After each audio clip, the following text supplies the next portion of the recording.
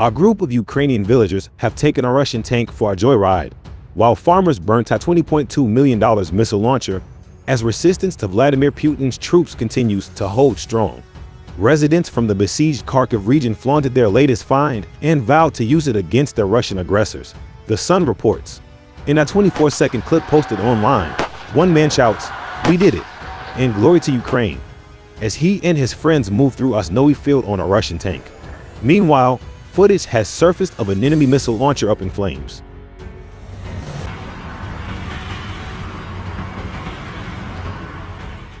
The $20.2 million piece of military kit, which is painted with the Russians' E symbol, was set alight by farmers in an open field in a moment of defiance. The man who captured the missile launcher said the Russian soldiers fled like rats.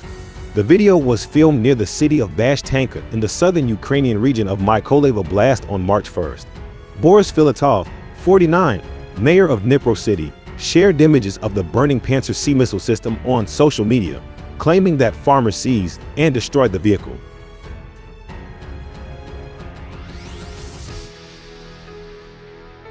Mr. Filatov said, "I usually cannot stand a victorious scene, saber rattling and hat throwing.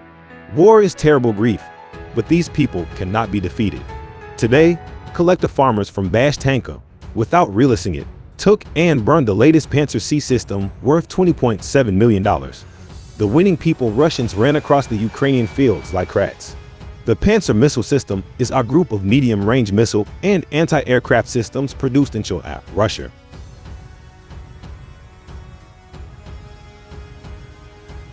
The surface-to-air missile system was designed to offer defense against fighter planes, helicopters, UAVs, and precision missiles, as well as provide protection to units under air attack. Ukrainian defenders also stumbled across what's alleged to be a vacuum bomb launcher. The Russian TOS-1 Thermobaric Kimar LS was found in good condition and fully loaded, according to a weapons tracking expert. It comes amid reports claiming Putin's demoralized troops are fleeing the war in Ukraine and surrendering without a fight, as the Russian army's death toll allegedly reaches almost 6,000.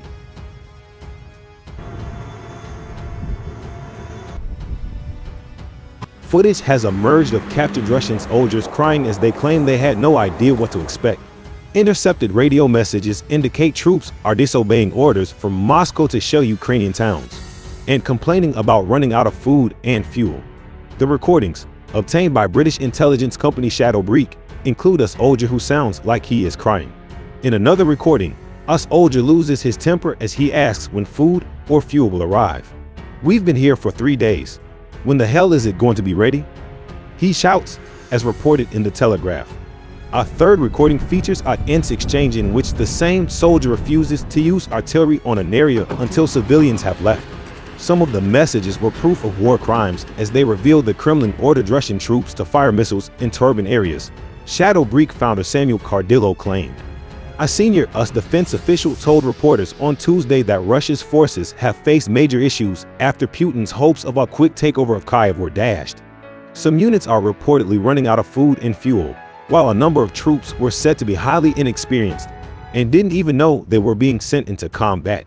Soldiers desperate to avoid combat have even deliberately punched holes in their vehicles' petrol tanks, US official told the New York Times. A forced airmail convoy of Russian tanks and other vehicles threatened Ukraine's capital Tuesday, the 6th day of the war. But even as Russia intensified shelling of the country's second-largest city, the Kremlin has found itself increasingly isolated by tough economic sanctions that have sent its currency plummeting. After a first 5-hour session of talks between Ukraine and Russia yielded no stop in the fighting, both sides agreed to another meeting in coming days. Ukraine's embattled president, however, said he believed the stepped-up shelling was designed to force him into concessions. "I believe Russia is trying to put pressure on Ukraine with this simple method," Ukrainian President Volodymyr Zelensky said late Monday in a video address. He did not offer details of the talks that took place Monday, but he said Kyiv was not prepared to make concessions when one side is hitting another with rocket artillery. 6 days into the invasion, the Russian military's movements have been stalled by fierce resistance on the ground and a surprising inability to dominate the airspace. Many Ukrainian civilians, meanwhile, spent another night huddled in shelters, basements, or corridors. "I sit and pray for these negotiations to end successfully," so that they reach an agreement to end the slaughter, said Alexandra Mikhailova, weeping as she clutched her cat in a shelter in Mariupol. Around her, parents tried to console children and keep them warm. The Kremlin has twice in as many days raised the specter of nuclear war and put on high alert an arsenal that includes intercontinental ballistic missiles and long-range bombers. Stepping up his rhetoric, President Vladimir Putin denounced the United States and its allies as an empire of lies. Meanwhile, an embattled Ukraine moved to solidify its ties to the West by applying to join the European Union, a largely symbolic move for now, but one that won't sit well with Putin, who has long accused the United States of trying to pull Ukraine out of Moscow's orbit. A Putin aide and head of the Russian delegation, Vladimir Medinsky, said that during the first talks held between the sides since the invasion, the envoys found certain points on which common positions could be foreseen. He said they agreed to continue the discussions in the days ahead. As the talks along the Belarusian border wrapped up, several blasts could be heard in Kyiv, and Russian troops advanced on the city of nearly 3 million. The convoy of armored vehicles, tanks, artillery, and support vehicles was 17 miles 25 kilometers from the center of the city and stretched about 40 miles, according to satellite imagery from Maxar Technologies. People in Kyiv lined up for groceries after the end of a weekend curfew, standing beneath a building with a gaping hole blown in its side. Kyiv remained a key goal for the Russians, Zelensky said, noting that it was hit by 3 missile strikes on Monday and that hundreds of saboteurs were roaming the city.